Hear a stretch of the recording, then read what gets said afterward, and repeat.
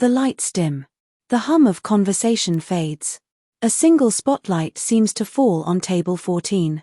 It's 8:47 p.m. at Ember and Sage, Chicago's most revered fine dining temple, where every dish is a sonnet, every bite a revelation. But tonight, the air crackles with tension. Because at that table sits a man who doesn't want dinner. He wants control. And is about to learn the most expensive lesson of his life: be careful what you demand, because a chef who follows your words to the letter doesn't serve food. He serves consequences. Chef Daniel Reyes doesn't flinch easily. Trained in Barcelona, hardened in New York, and now the quiet force behind Ember and Sage's Michelin buzz, he believes cooking is discipline, not democracy.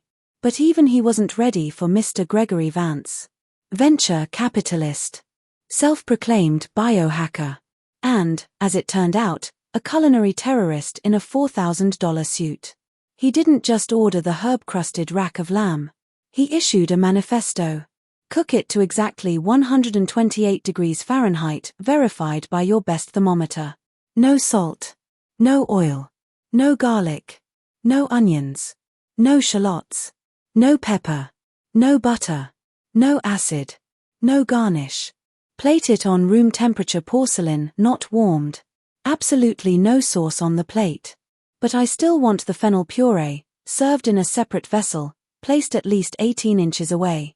Utensils must be brand new, untouched by gluten, dairy, shellfish, or negative energy. And the chef? Don't look at me. Don't smile. Don't breathe in my direction. The server, Maya, went pale. This wasn't a request, it was a trap. But Chef Reyes? He didn't argue. Didn't roll his eyes.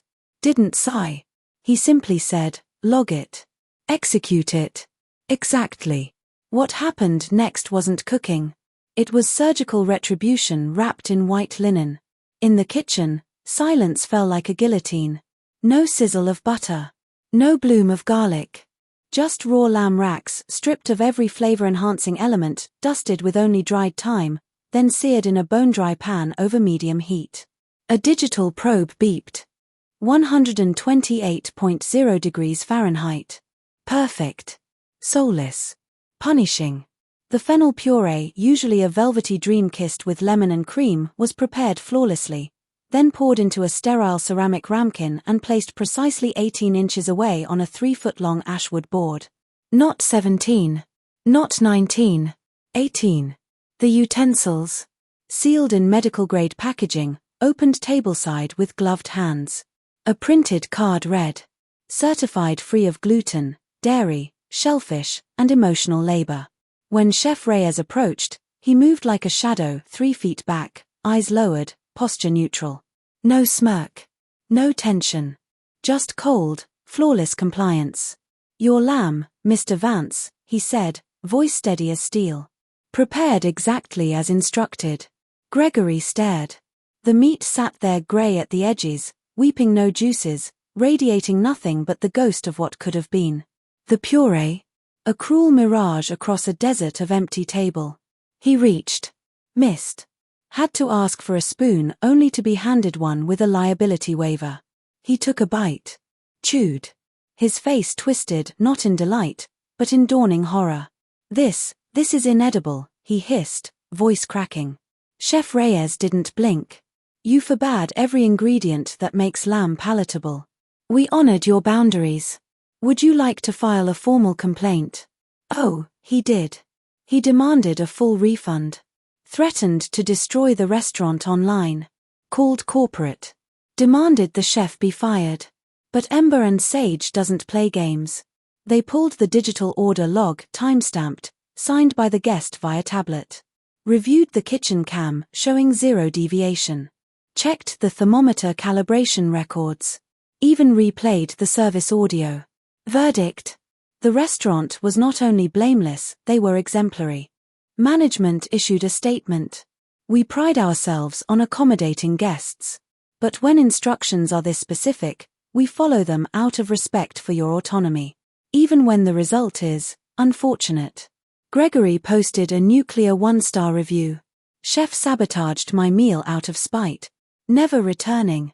But Maya replied with screenshots of his own words. Other staff shared the kitchen footage, faces blurred, voices muted.